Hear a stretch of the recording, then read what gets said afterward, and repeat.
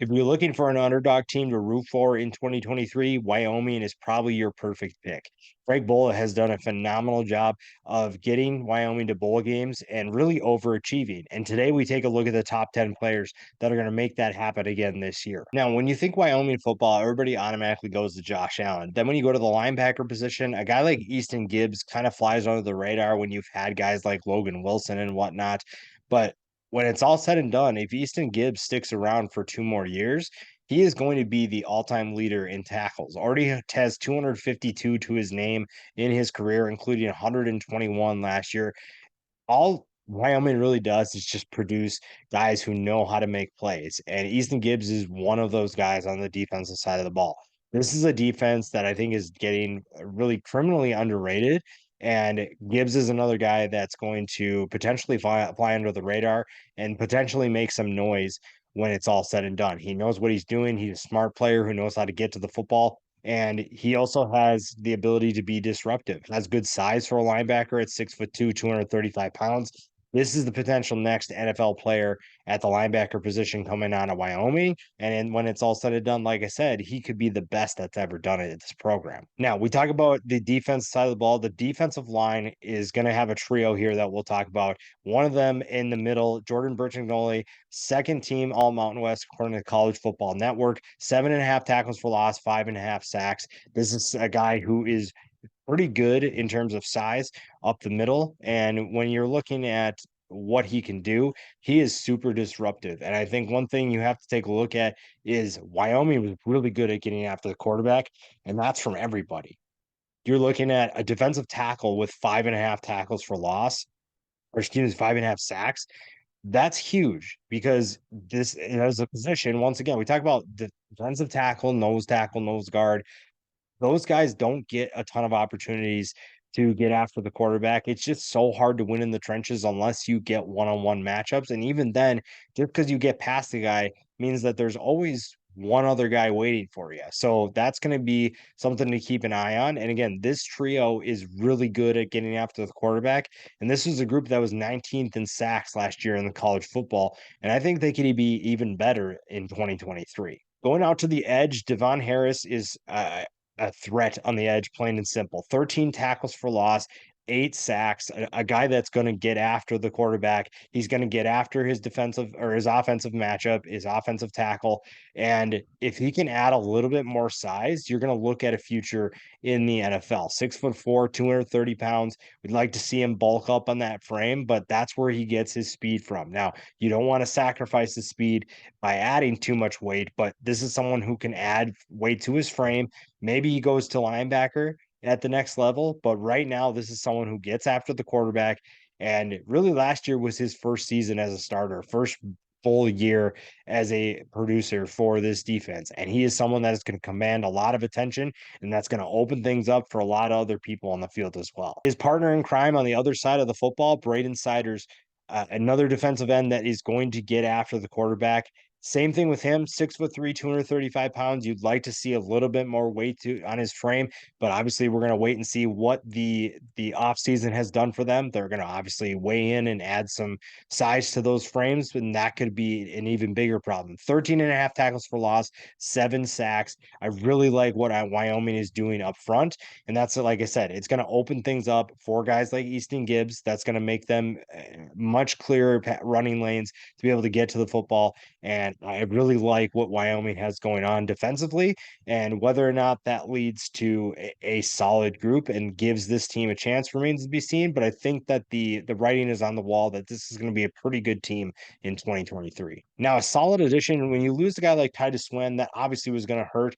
But it seems like this program was okay with it. I think that they were fine losing Swen because they knew they could get someone in the transfer portal. And I think they hit a home run with Harrison WAYLEE.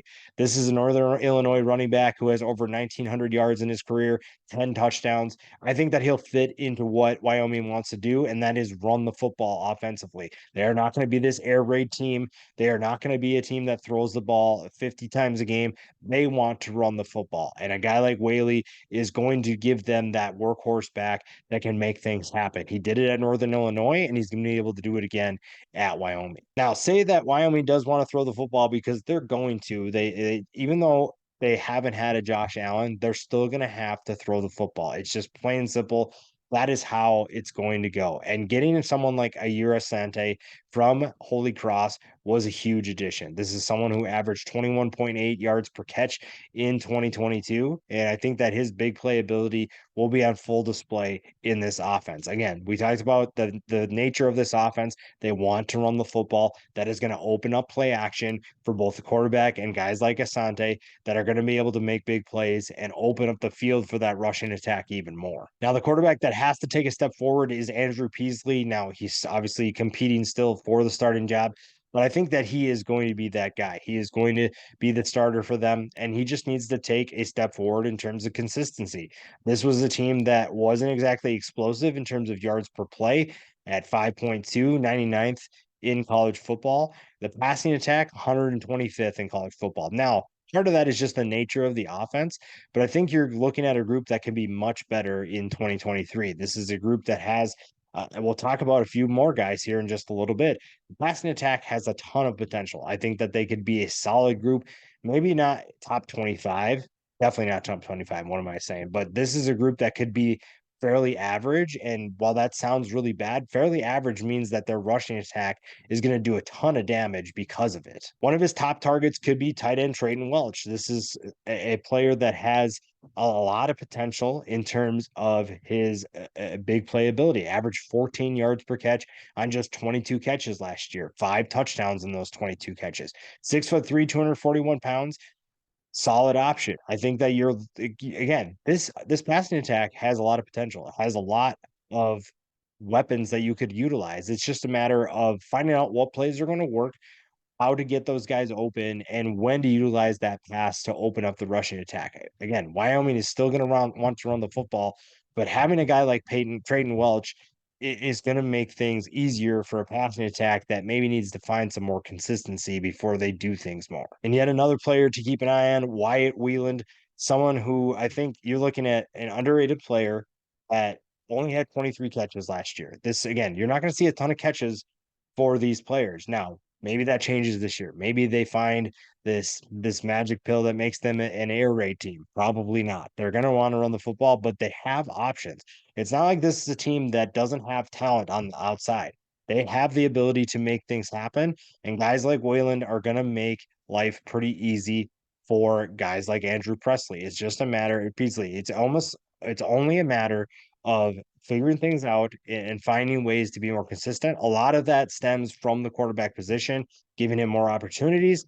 And it's just a matter of finding these guys open downfield. And finally, on the defensive side of the ball, SUIAUNOA is another player that's going to utilize the one-on-one matchups. And I think a lot of teams maybe will try to target him, but it's going to be tough to do that with that defensive line you're talking about. And with Easton GIBBS coming back too, this is a guy that could benefit the most from anybody because you have to put so many resources towards blocking that foursome that we talked about at the beginning of the video here.